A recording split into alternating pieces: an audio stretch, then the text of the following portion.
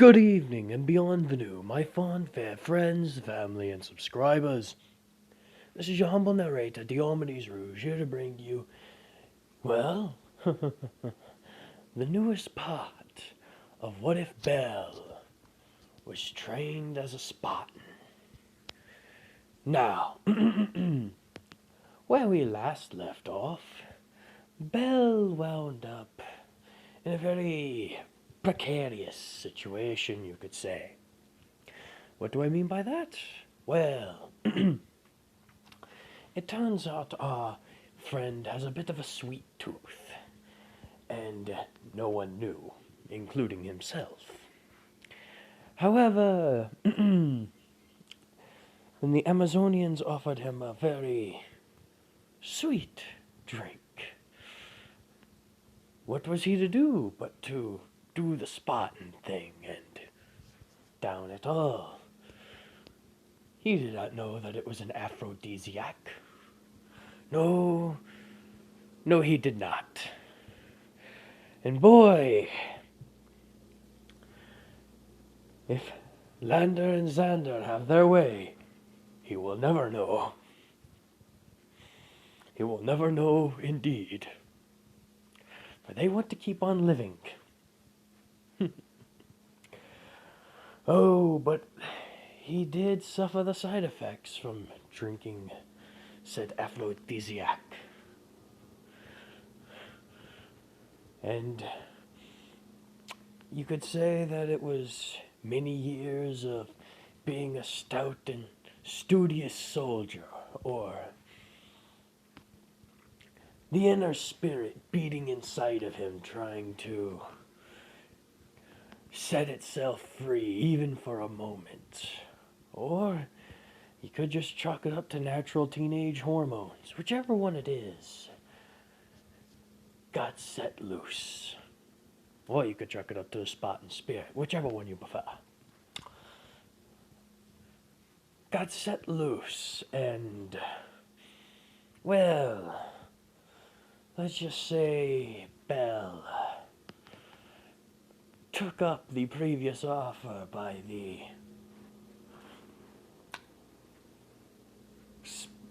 Amazonian,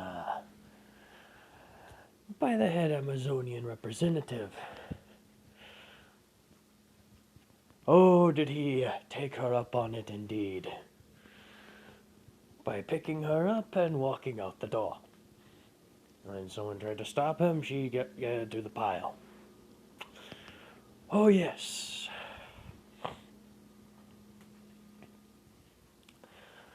We're going to have a minor time skip, because no way am I describing this god-awful scene to y'all. Y'all can use your imaginations after I explain the carnage. Upon waking up, Belle is, well, feeling suffocated. It's not a bad type of suffocation, but it's still a suffocation. He feels this very nice and warm thing covering his face. It's soft, but the texture, it's very odd. And then he tries to move his arm. He cannot. He tries to move his legs. He cannot. He tries to move his body. He cannot. And then he tries moving his head, and he's just barely able to do so. As soon as he gets it to where he can actually look up and around, well, he finds out that he was placed. The reason why he was suffocating was because, well, he happened to be embedded right in between a woman's set of breasts that has passed out on top of him. Oh, yes. But then he wonders, why can't I move my arms and legs? And then he starts looking around, or trying to. And eventually, slowly but surely, he winds up being able to wiggle enough room to where he can get one arm free of its confinement. And as he tries to maneuver more and more, he begins to realize the same familiar texture. He goes, oh no, what did I do last night?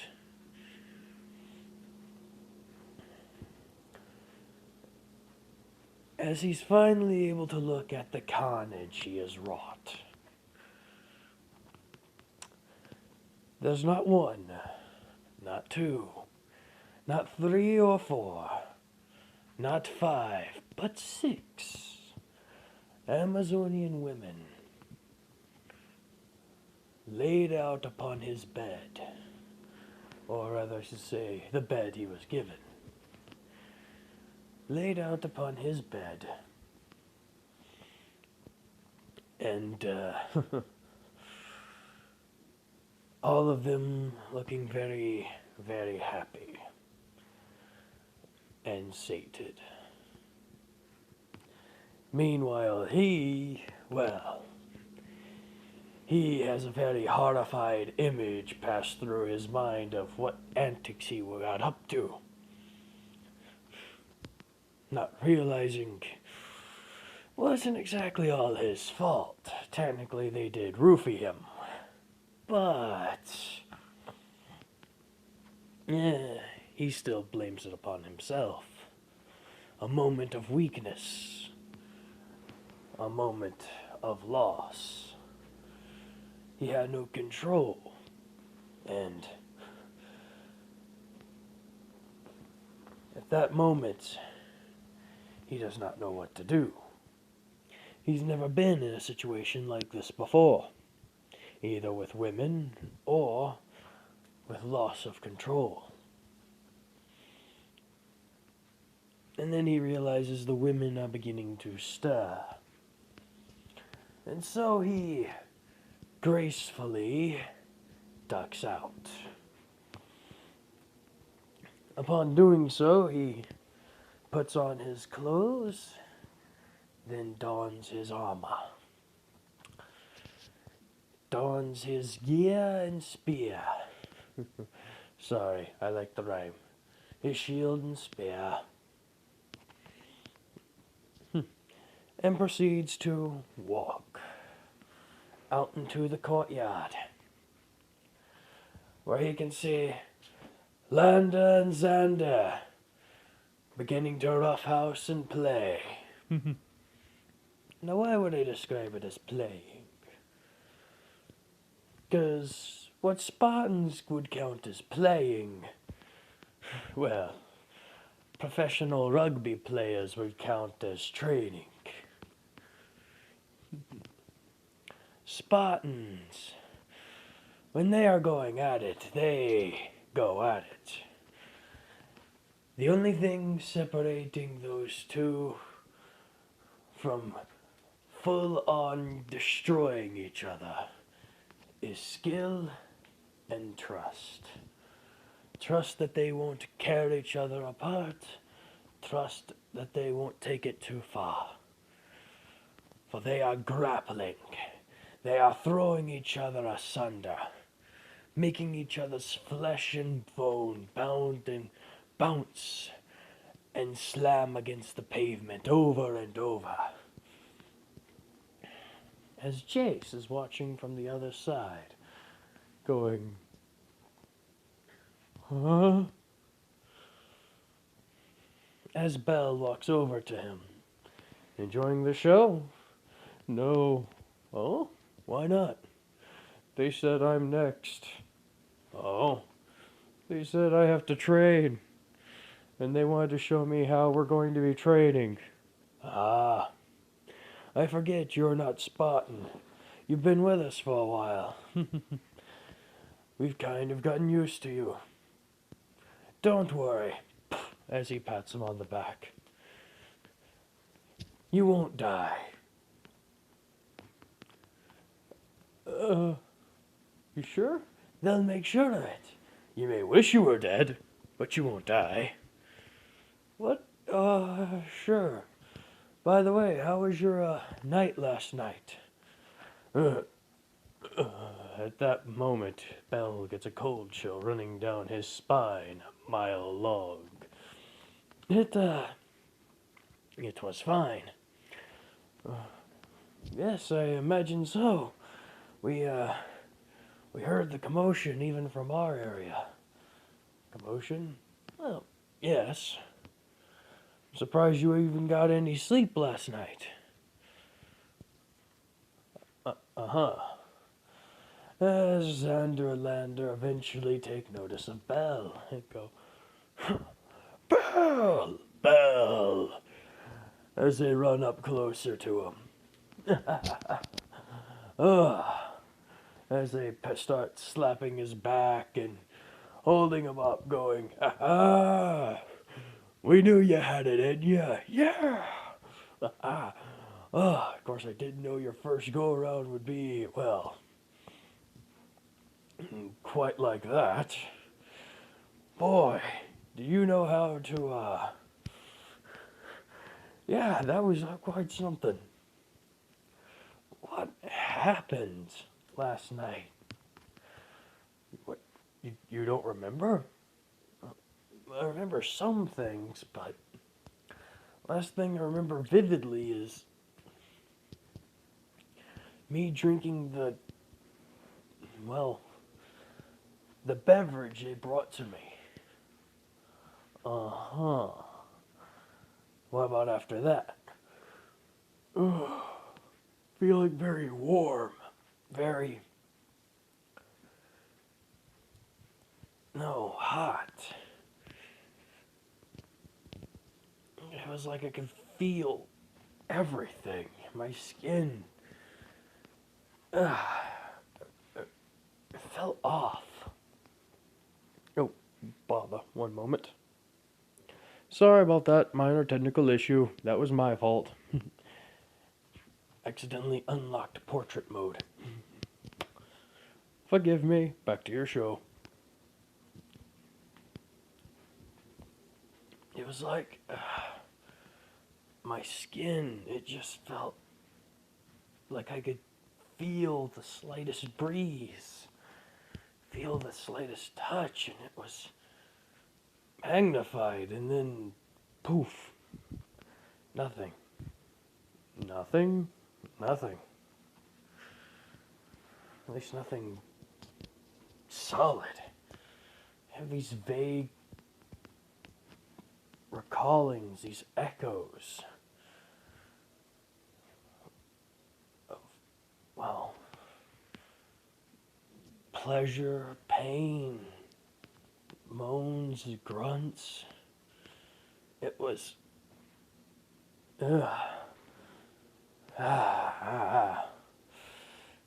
awkward. Well, I imagine. I mean, you did go at it for over half the night. What was it? 6? 7 hours. 7 hours. Huh? Makes sense. You heard? Kinda hard not to. We were literally all placed within relatively close proximity of each other. Or rather say our bedrooms were. Even through the shut door, it was kind of hard not to hear what was going on in there. I'm sorry, Xander. It's okay. It's okay. No way you could have, well, it's alright, Belle. As he pats him on the shoulder. I guess the spirit of Sparta just finally let its way out in you. What do you mean? Oh, don't. Didn't your father ever tell you about the spirit of Sparta? Spirit of Sparta? No. Ah. Well, you see, we Spartans are superior to most other Athenians. So, hell, most other Greeks. So, do you know how we got that way? No, by being the best, by fighting like the best, and by destroying the rest. We've done this to the point where our bodies have, well, become better than most others, as long as we keep them trained and properly fed. However, there are some downsides. As we fight like a beast, our spirits act like a beast. Oh, and sometimes a beast needs to be sated. Wild instincts run rampant throughout our body, and we must make sure to keep them in check, or they will take over. So you're saying you denied yourself that pleasure for far too long, Belle. Naturally, it overwhelmed your senses. It's alright, it's perfectly fine. You held out longer than most Spartan men would, and for that, we gladly salute you.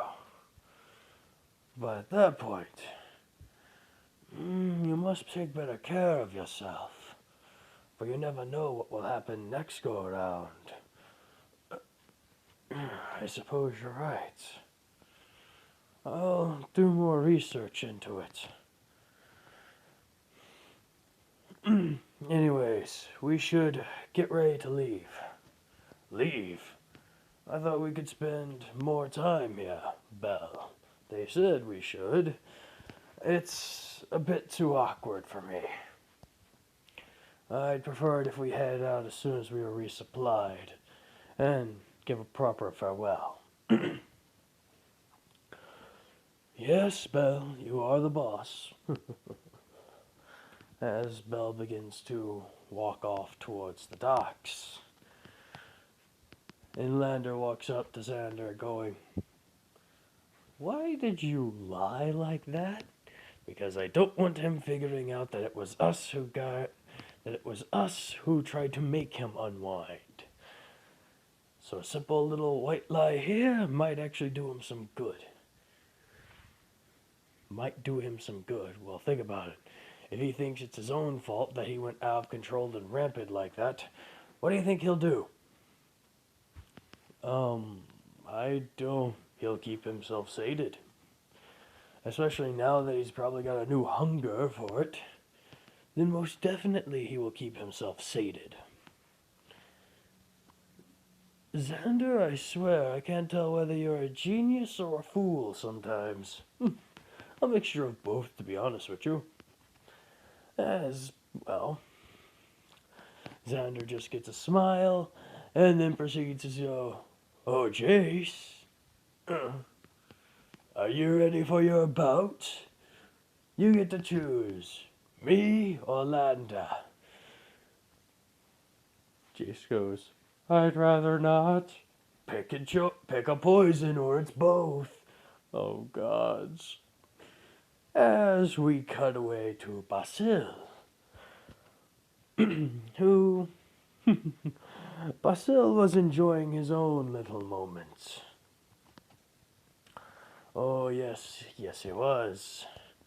It may have not been nearly as epic as Belle's was, considering he woke up to 6 women, but his was just, to him, as fantastic, as he only needed one, and he was more than happy with her.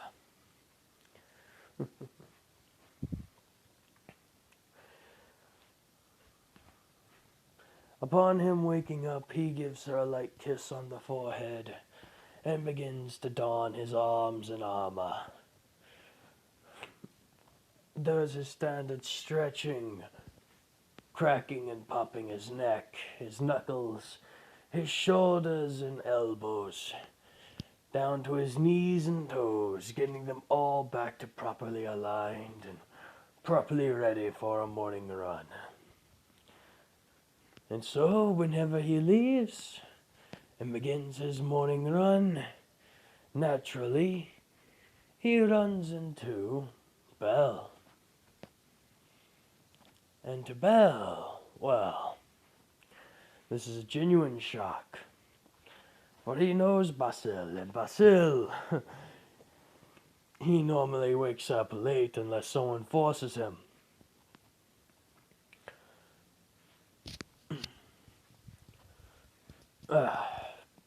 Basil? Ah, Belle. How are you doing there, cuz? I'm doing fine. I'm going to get everything set up for us to depart later today. Ah, a bit embarrassed, are you? How could you? Well, from the way things looked, you started out with going after one woman, then another one got in your way, and then you stopped, grabbed her spear, broke it in half, and then tossed her along the pile. Then after, from what we could tell, an hour of, well, communicable time, two more tried to intervene, and you just wound up bringing them into the pile. And then about 2 hours after that, another pair tried to interfere, and you just brought them into the pile. Naturally, any man would be a bit embarrassed after that type of night. Especially if he acted like a beast, as you did. As Belle begins to just go, shut up! Boom! Slamming him in the chest, sending him a good 2 feet backwards. Easy. What the hell's gotten into you? I'm sorry, I didn't mean to use that much strength. I thought I was holding back. You were holding back. I swear, Belle, your strength gets more monstrous as the days go by. Who knows, maybe you are blessed by Zeus. This is maybe. Anyways, yeah. Embarrassment is the least you could say about my current way of feeling. Ashamed. That's another one. Disillusioned, I guess you could say. I didn't believe I could fall that far or do something like that. Yeah. You have to understand, Belle, we're men. And men can sometimes act like ravenous beasts. Not all of us. True, not all of us. Not all of us possess a warrior spirit. But at the same point in time, when presented with an opportunity, and the partner be willing, sometimes we lose control over our inner senses. You're blaming this on lack of control. So what, I should gain more control over myself? No. Well, yes, and no. Not in the way you're thinking. What do you mean the way I'm thinking? Belle, you work yourself to death as is. You trying to add more work to your plate's just going to make things worse for you. What? Belle, every day we see you, it's in and out, in and out. You give us orders during the day, you train us, and then you train yourself more than anybody. You run yourself ragged, tired, and then you go into battle each and every time. I've seen you.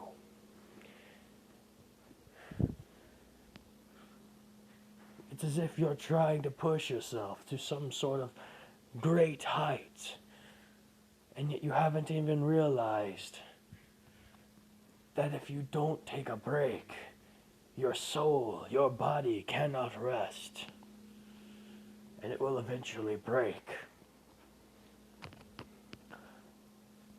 Your body was offered with a chance to rest and recuperate, and your soul said yes. And so, that's what happened. So you're saying, you need to learn to relax more, Belle. As he smacks him upside the head. Ow! Even with a helmet on, that hurt. That's the point, Belle. I'm trying to knock some sense into you. You need to learn to relax, to rest. You're a man. You may be a blessed man, but you're still a man. And a man can't keep going all day, every day, without expecting some sort of recompense. Something in him to break. And, well, last night, something in you broke. Yeah, you're right. Of course I'm right. I'm me. I still hate it when you say crap like that. Don't care. Now, shall I help you? Yeah. Thanks, Cos. And so Basil goes and escorts Belle to the shipping yard, where he gets everything set up and ready for departure later that evening. As Xander, Lander, and Jace get their training in. Oh yes. It is quite the show. Quite the show indeed. They attract quite the following from the Amazonians, who are gazing upon the men of Sparta training, tossing each other around, smacking their arms into one another, beating upon their opponent's chest and torso. Watching the sweat and blood fly. And yes, there is blood. Why is there blood? Because it's Spartan training. They aren't going to break bones of one another, but I guarantee you, there will be a busted lip and or something else occurring.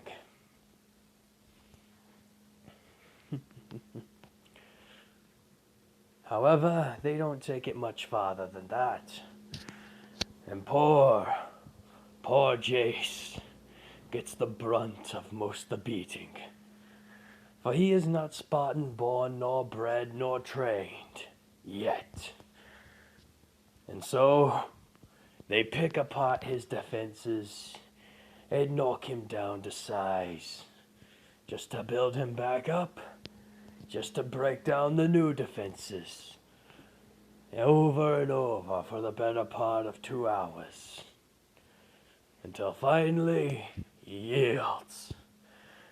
And they must admit it took him a while to finally break.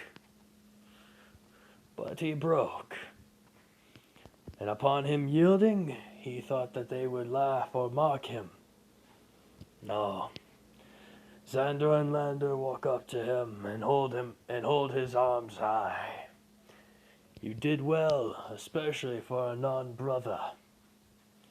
I'd be happy to have you watch my back in battle anytime. Indeed. You may not be born a Spartan, but he slams his hand against his chest. Boom! But you certainly have the spirit of one. Maybe we were wrong. Maybe there are some people worth value in the rest of Greece. And as they get him over to the side and bring him some water and start tending to his wounds. You did good for your first runabout. After your rest, we'll train more later today. There's gotta be more. Oh, yes. You're just getting the briefest of initiations. Oh, God. I think I'm gonna be sick. Landa. Yes, Xander, I think we're being a bit too harsh on the lad. Who knows? Remember, he isn't Spartan born. This might be the extent of his capability for the day. Yeah, fair enough, fair enough. My apologies there. We're more used to people who can keep up. But we'll gladly hold back on you if you need a little bit of a handicap. Lander says to him with a cocky smile. Jace grabs the water and tosses it right in Lander's face. Don't underestimate me.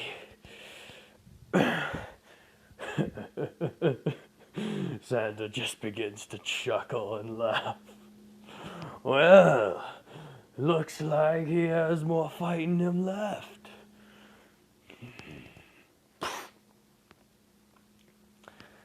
As Lander just spits out the water that's been thrown at him. Yes, seems as if he does have a bit more spirit left in him to give. I'll be happy to break that too. And at this point, Jace realized he's done fucked up. But again, that is interrupted by the sound of the horn. And those Spartans know that horn's call very well.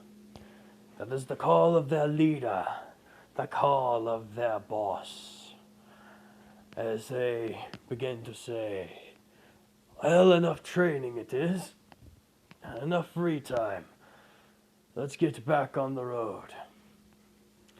As they grab everything and all their gear. And Lander walks up to Jace saying, we'll finish this later on. As they all start heading towards the boats, towards the docks. As the Amazonian women begin to sigh in a bit of defeat and slight malice for now missing out on another possible show. At this point, the 6 women that laid with Belle, they begin to stir and wake upon the horn's call. And upon them waking up, they realize that one of them is missing. The one that had them busy for most of the evening last night. Yes, Belle. And they all wonder, where did he go? As the horn sounds again. As all the Spartans are set aboard the boat with the current amount of supplies and gear, and they all head off straight back to Sparta.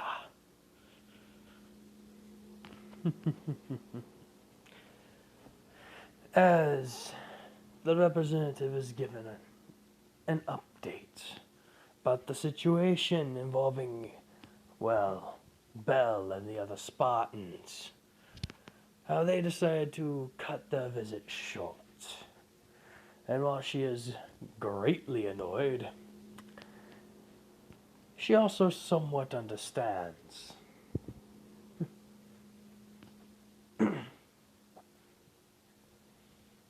As he is probably not used to this sort of attention often.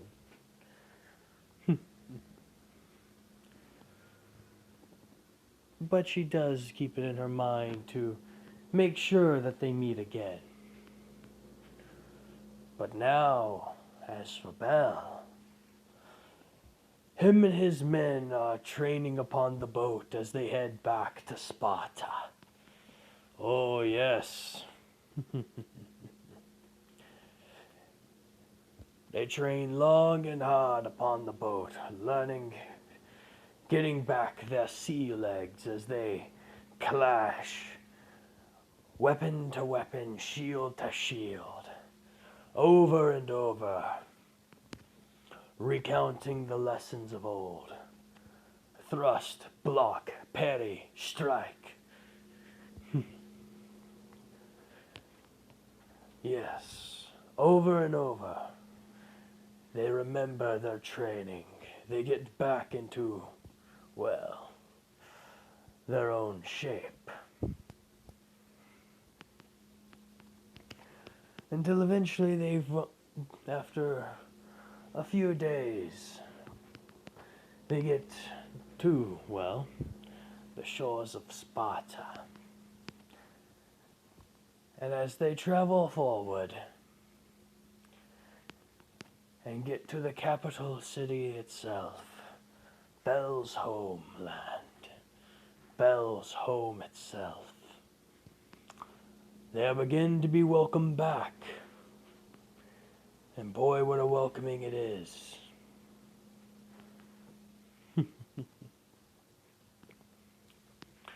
People are singing.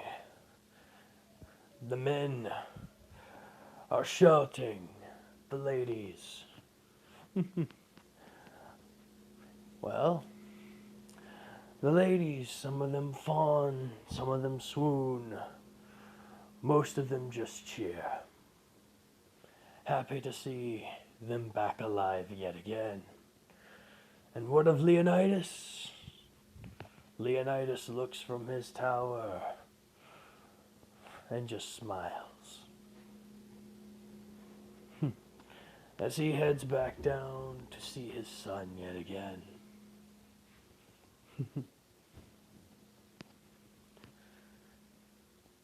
As eventually they do meet and reunite upon the steps to the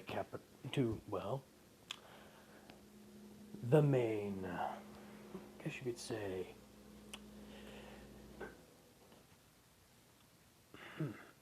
pardon me one moment. Sorry, had to yawn. As he comes across the steps to what you would essentially be, I guess you would say,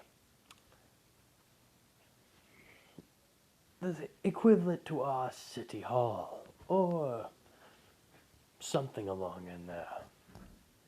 Head building.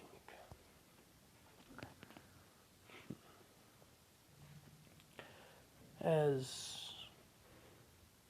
Belle's first instinct is to, well, kneel before his king. For he may be his son, but he is a soldier first. Everyone takes this opportunity to do so.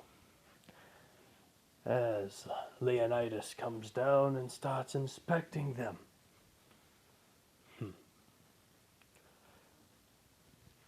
You come back with more men than you left with, Belle. How is this? It was quite a journey, Father. Many things have happened. And would you prefer to discuss them in private? I do not mind. Tell me, how did you deal with the Lich? Pardon me. So many interruptions today. How did you deal with the Lich? Well, you see, Father, the Lich was quite the task indeed. You sent 3 men in, yet without the help of Basil and his men, the deed would have been hard to do, as hard to complete. Do not let him fool you, sire. Belle defeated the Lich in one-on-one combat. Oh, really? We do not know how. He has yet to tell us himself. But he slayed the creature. That is for certain. Destroyed its body, turning it to ash. And as he pulls out what's left of the powder. I see. And what of the Minotaur? Sorry.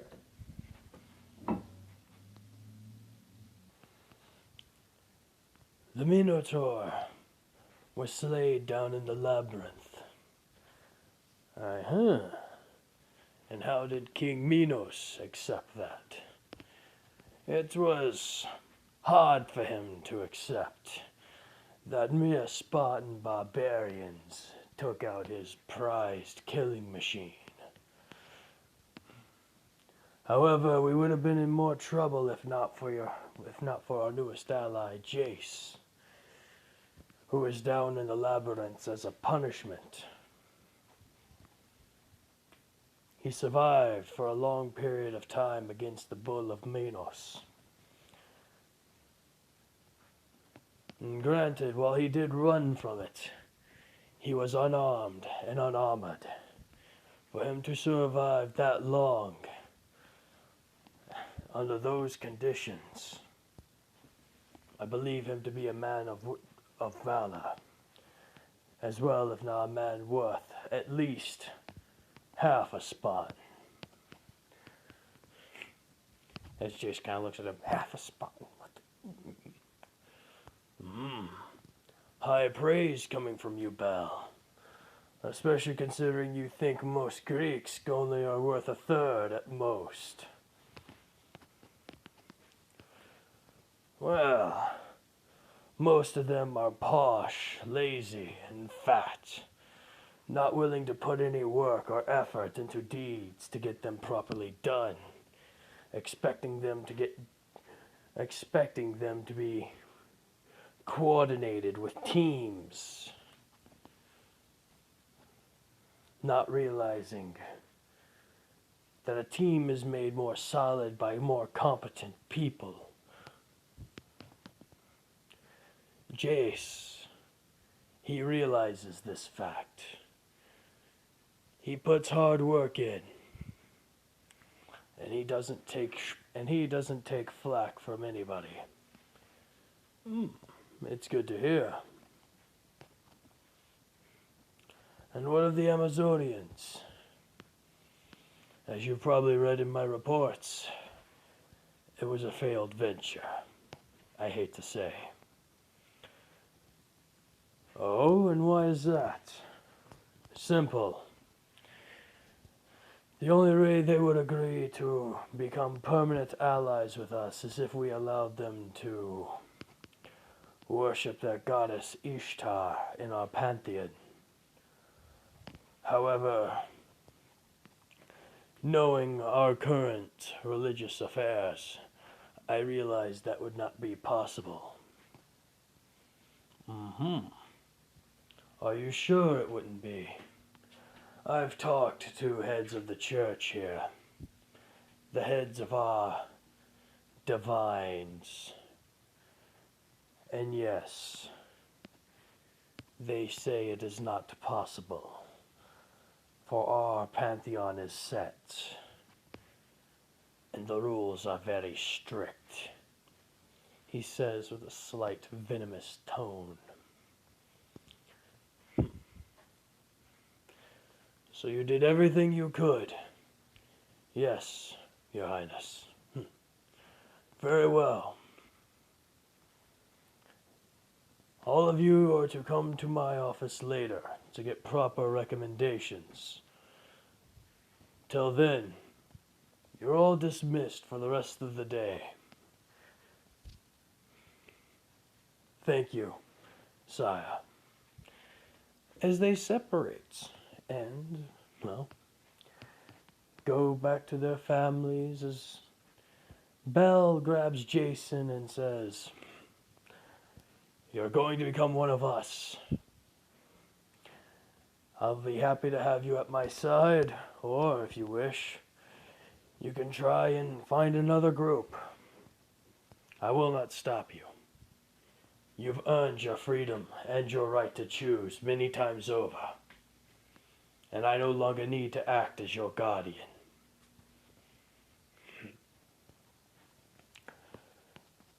And that's the case. I'd like to stick with you, my friend. As he extends out his hand and Bell returns the grasp. Then it will be a great day indeed.